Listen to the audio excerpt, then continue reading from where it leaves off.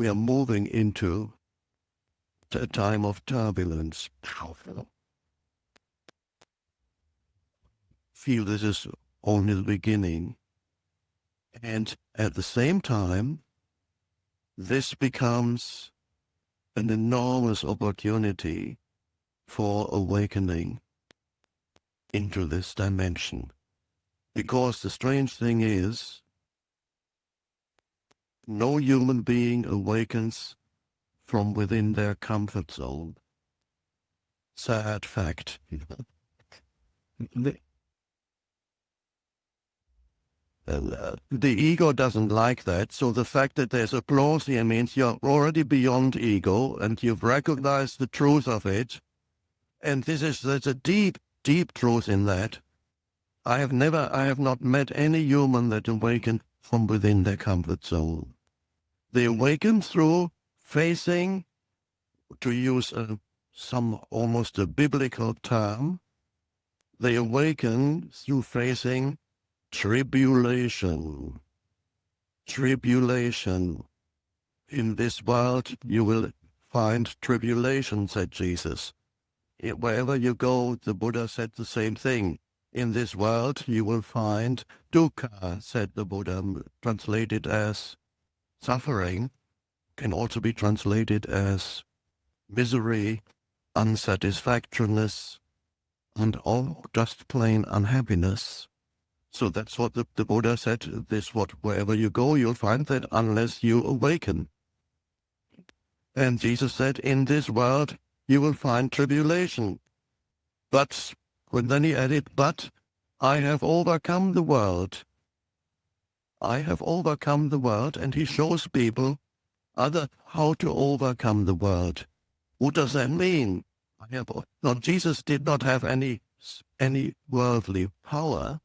So in that sense, he hadn't overcome the world like Alexander the great conqueror. None of that. Overcome is an internal realization. You no longer derive your identity from the things of this world, but you can still live with them and play with them. It's fine. They're actually quite beautiful. When you play with the things of this world, you can appreciate form. And when it leaves you, or it breaks, or it's taken away, you did not need it for your sense of identity. You can enjoy this world when you do not need it to give you an identity. You can enjoy other human beings too, and their company and their presence, but you don't need them to complete your identity. Why don't you need them anymore?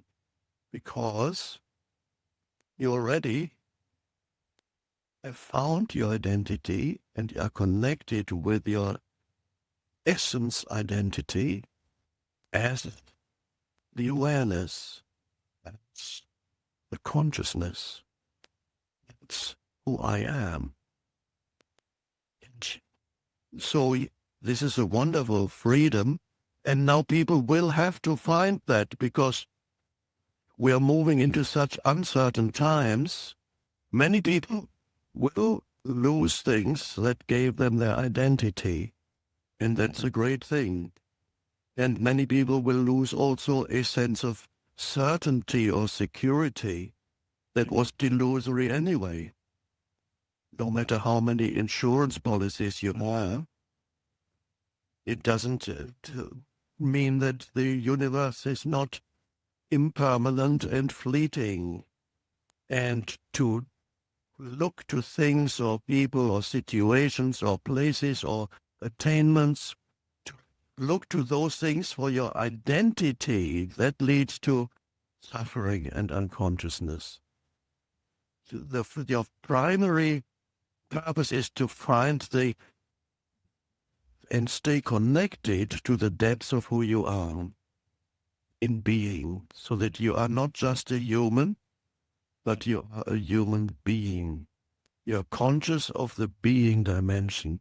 In the being dimension, you have no age. You're not young or old.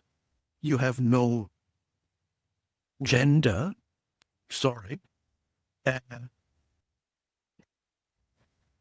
you have no status in the being dimension, whether in the eyes of the world your life up to now has been a fantastic success story or the most dreadful failure, to take two extremes, makes no difference. It is that does not, the being is beyond that.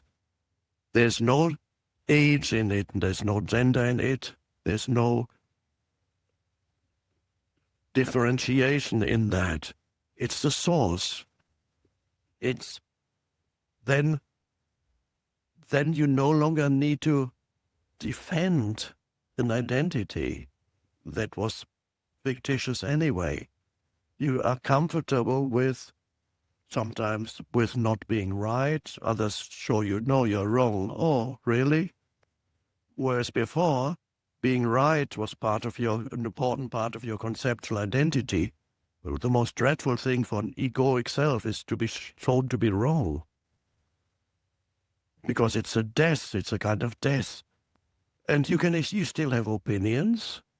You have opinions, but the opinions do not turn into an identity. If opinion turns into identity, then we get all the drama that we have on social media and all that.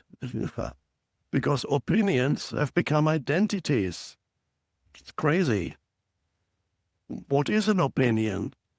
It's a concept, a construct. But you can still have the opinion and still voice your opinion without the defensiveness and the aggression that would be there if you equate opinion with identity. But you need to have something more powerful, deeper than this mind-made identity. And that is the essence of who you are beyond thought. So it is very important, as much as possible, to remind yourself to come into, and here we come to one of the main portals, or the main portal into the transcendent consciousness, come into the present moment. That is where the portal into the transcendent consciousness begins to open up. For the present moment is a portal. In the present moment, as much as possible, you take your attention into the present moment, and it has stages. It is basically, well, like 2 or 3 stages, depending how you divide it. The first thing, when you become present, so remind yourself, have little practices. I wrote about that too. Whenever you're waiting for something, become present. No matter whether you're in the car or just a minute waiting for the elevator or waiting for somebody to answer the phone, a human being to answer the phone, it could take hours. So you're waiting, and why waste that beautiful time and use it for presence? Now, how does it work? How do you transform an irritation while you're waiting into presence? So you get very irritated. Airports are very irritating places these days. For many people, don't have to be, but for many people they are. So you stand. Security is very slow. And it could take an hour to get through security. Oh my God, why can't they? They should have done something about it a long time ago. Why can't they? They're just so incompetent. It's just unbelievable, completely unbelievable. I'm not ever going to use this airport again. I don't know. And the rest of the world is bad too. I just don't like people anymore. And all. We are going to hell in a handbasket, I can see that. You become very unhappy. There's a very unhappy person. Why is this person unhappy? Well, because you obviously, can't you see what's happening? This is why I'm happy. You see, you've been standing here for 1 hour, hardly moving, for God's sake. Okay, why don't you experiment with something? What do you mean? Experiment with being in this situation without adding any thought to it, the baggage of thought. This situation, don't add any interpretation to it. Is that even possible? Yes, it's possible. The interpretation is a habit. It's no more than a deeply ingrained mental habit. But you don't have to be stuck with a deeply ingrained mental habit. Don't add any thought. Don't interpret this moment. Just let it be as it is. Okay, I'll try it.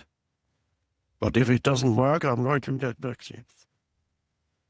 Let's try it. Okay, so you're standing there, and now suddenly you do not add thought to this, which means you haven't been standing here for an hour.